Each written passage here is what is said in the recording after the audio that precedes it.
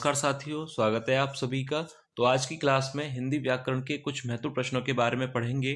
तो काफी महत्वपूर्ण होने वाली है आज की क्लास, तो आप सभी वीडियो को ध्यान से जरूर देखिएगा। और जो भी विद्यार्थी पहली बार क्लास ले रहे हैं, चैनल को सब्सक्राइब जरूर कर लें, क्योंकि इसी तरह के प्रश्न चैनल पर डेली कराए जा रहे हैं। तो आप अपनी तैयारी के लिए चैनल से जुड़ सकते हैं। तो चलिए ज्यादा समय न लेते हुए वीडियो को शुरू करते हैं और देखते हैं आज का पहला प्रश्न।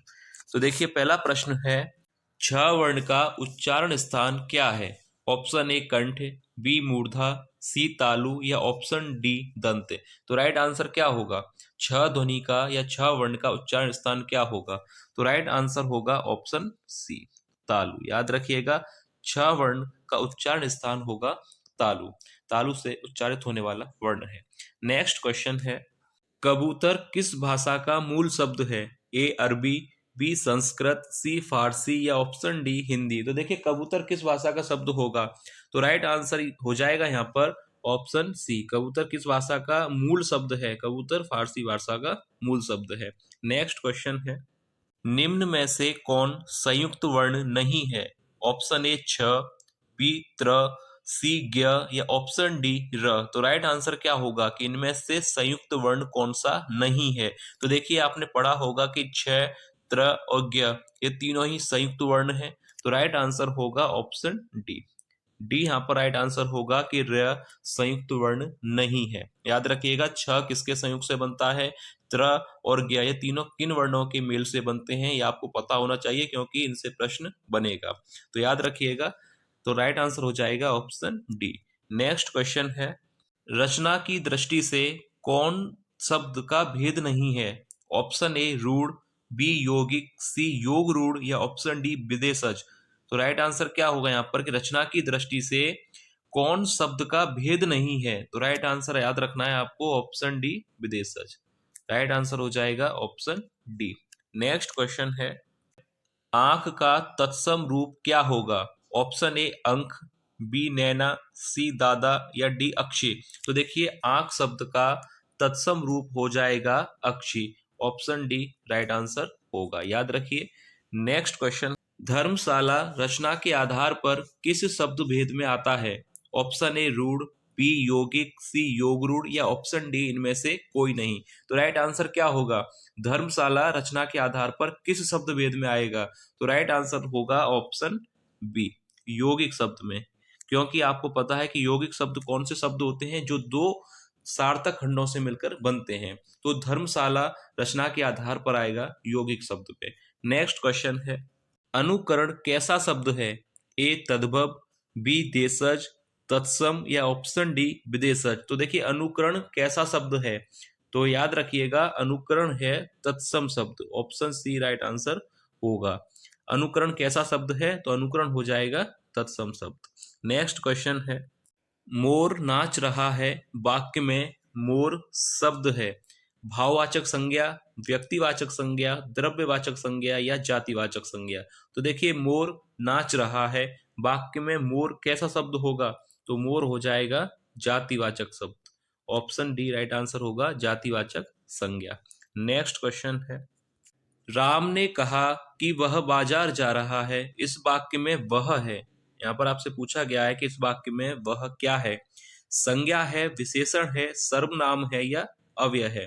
तो राइट आंसर क्या होगा कि राम ने कहा कि वह बाजार जा रहा है। तो इस वाक्य में वह हो जाएगा सर्वनाम। ऑप्शन सी राइट आंसर होगा। संज्ञा गलत है और विशेषण और ऑप्शन डी तो गलत है। सर्वनाम राइट आंसर होगा, वह बाजार जा रहा है। ठीक है, क्लियर है, सरल प्रश्न है।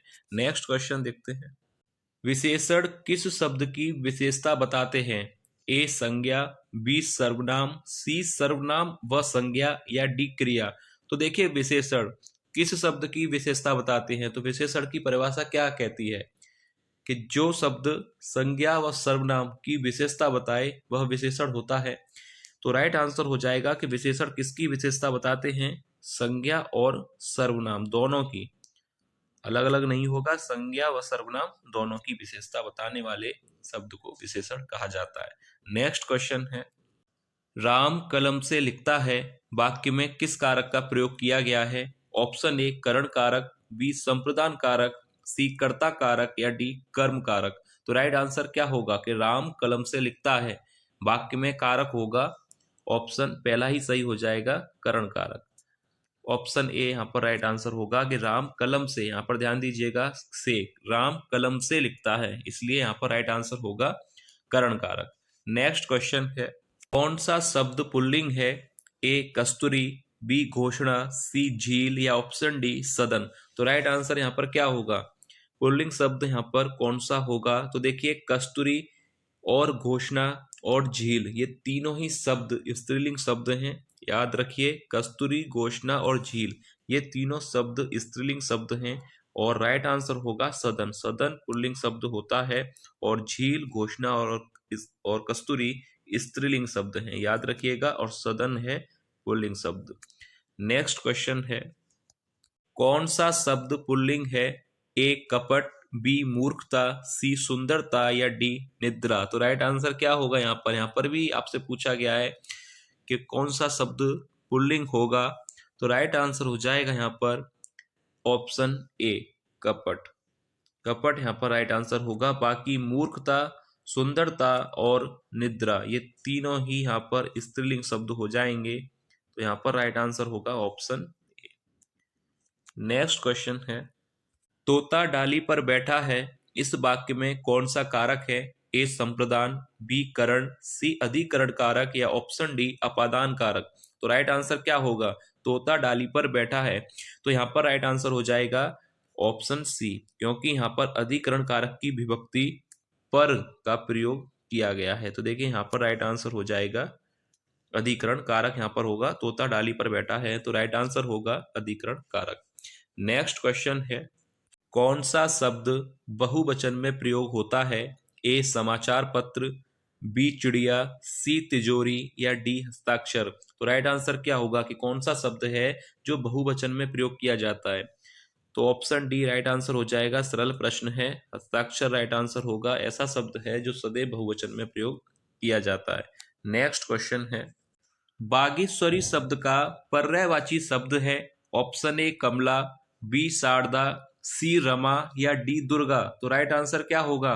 बागेश्वरी शब्द का पर्याय शब्द कौन सा होगा? तो देखिए बागेश्वरी किसका पर्याय होता है? सरस्वती जी का। ठीक है, याद रखिएगा बागेश्वरी किसका पर्यायवाची होता है? सरस्वती जी का। तो राइट आंसर यहाँ पर हो जाएगा ऑप्शन बी शारदा, क्योंकि शारदा भी किसका पर्याय होता है? सरस्वती जी का। तो याद रखिएगा बागेश्वरी और शारदा ये सरस्वती के पर्यायवाची हैं और कमला और रमा ये लक्ष्मी जी के पर्यायवाची शब्द हैं, तो याद रखिएगा। नेक्स्ट क्वेश्चन है, जो किए गए उपकार को ना मानता हो के लिए एक शब्द आपको बताना है, क्या होगा? कृतघ्न कहा जाएगा या धोखेबाज, जालसाज या कृतज्ञ। जो किए गए उपकार को ना माने या ना मानता हो, तो ये प्रश्न पूछा जाता है परीक्षाओं में और पूछा भी गया है कि जो किए गए उपकार को ना माने उसे कहा जाता है कृतघ्न, और जो किए गए उपकार को मानता है वह होता है कृतज्ञ। दोनों ही याद कर लीजिए, जो किए गए उपकार को माने वह कृतज्ञ होगा और जो किए गए उपकार को ना माने वह कृतज्ञ होगा।